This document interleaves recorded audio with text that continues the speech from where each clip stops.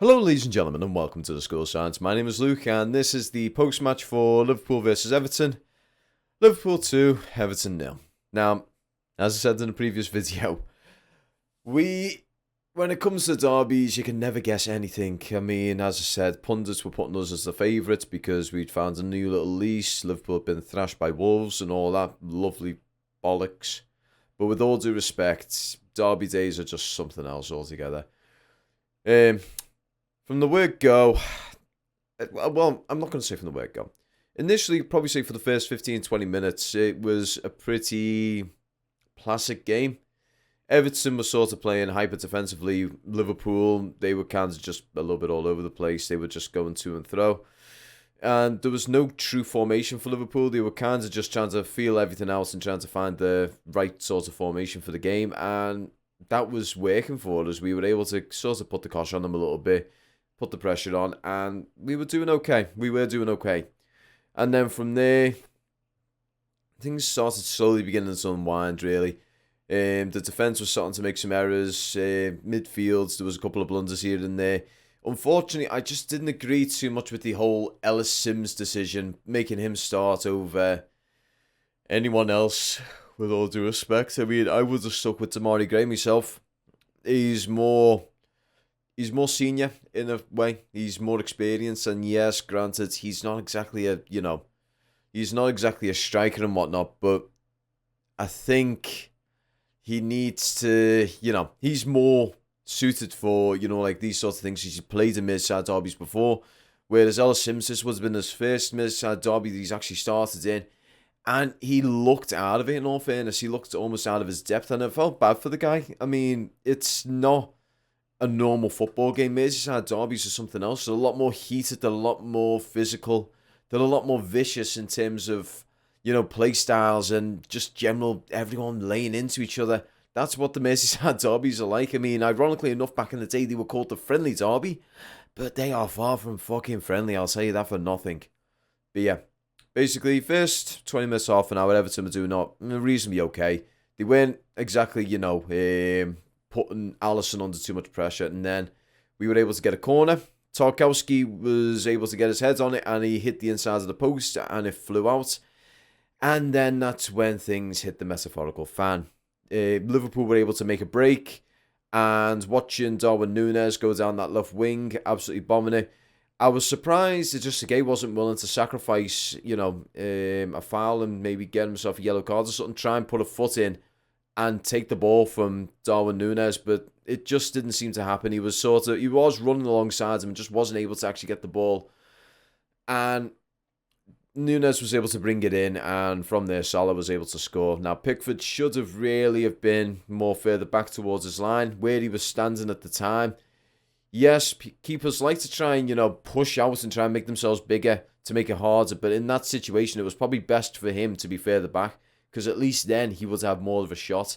Because all it took was Salah saw him and just thought, okay, sweet, little side foot, done, that's it. And then from there, it was just back to business as usual. We just sort of tried to pick ourselves up, dust ourselves off, and recoup. And then, after half-time, second half, wheels fell off again. Easy cross in. Now, Connor Cody should have really have got that cross and knocked it away. But unfortunately, he sort of mistimed it. The ball went under his foot, and I forgot the name of the guy. Gakpo or something like that. The Liverpool winger managed to get his debut goal against us, and 2-0.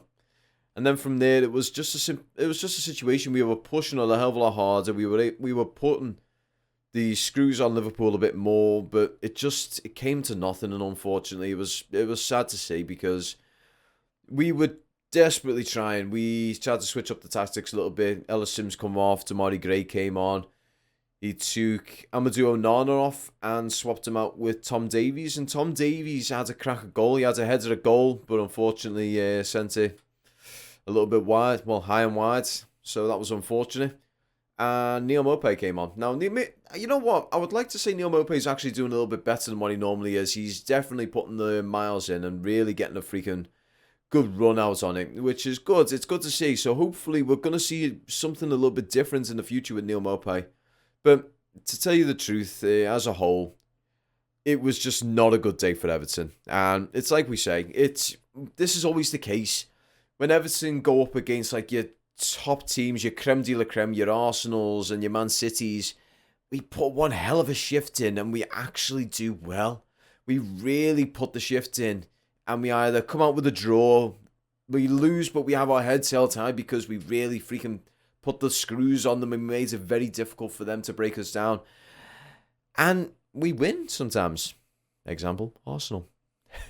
And then we go up against shite teams like today and we just don't get anything from it. We're just not able to break down these lesser sort of teams, you know? And it's going to be the end of us. At this rate, we are probably going to go down if we're not able to sort this out soon.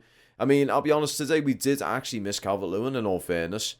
And we need to find some ways around that. We need to try and get someone in. Well, not necessarily get someone in. We need to find a formula that we can use where we can actually perform. Pardon me. Perform without Calvert-Lewin. We need to find. So if Calvert-Lewin's not in, we need to find a new formation where we can actually say, okay, he's not in. We play this style. We're able to get a couple of goals when we need to. And then when he's back in, we can go back to the other style where we basically get Calvert-Lewin in the box with 2 or 3 other people, cross it in, hope that they don't mark Calvert-Lewin too viciously or vigorously, where they're pretty much on his toes, and he's able to nod one in.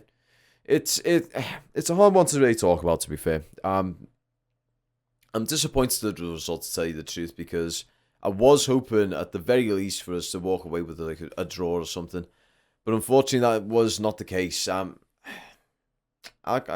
can't say too much about it. It was a disappointing game, to say the least. I'm not going to say it was absolutely terrible or devastating. I'm a little bit gutted, but as a whole, we need to dust ourselves off and get ourselves ready for Leeds. We really need to get Leeds to come to us, and we need to pretty much get the 3 points out of them, because I don't see us picking up 3 points from many of the bigger teams up there at the moment. If we went, like, for example, Newcastle or anyone like that, or City, I know there's a few games coming up that we should be able to get points from, hopefully. But you never know with Everton, unfortunately. But in any case, guys, I'd like to thank you all very much for watching. If you liked it, don't forget to like, comment, subscribe. If you want to suggest anything to me, whether it be a different approach from this sort of stuff, put it in the comment section below. I do greatly appreciate them. Also, if you want to help support the channel, we have got the YouTube membership active. If you want to just be a part of the School Science Superfan, that's great. If you want to be a part of the Cup of Coffee tier, that's great as well. Supporting the channel helps me get all sorts of stuff sorted out, as I said. Microphones, cameras, lighting. I mean, one thing I am going to be looking at doing in the near future is behind me trying to get a green screen in place. You can buy them for about £100 to £120. It's something I want to try and put together so that we can actually have a decent backdrop here. I want to try and do something almost like like a blue brick wall here would be great for a green screen effect, and then we can add things to it, whether it be stuff from Nigel, Blue Doodler, or any of those guys. We can add it to the back wall through like superimposing and everything, and it'll look great. I want to do stuff like that because I love my backdrop and everything, because I've got the Rainbow Toffees thing right here. Got me little Everton picture here, but in all fairness, it's just a beige wall. It's kind of a boring background, so I want to try and make something a little bit more customized and personal to the channel.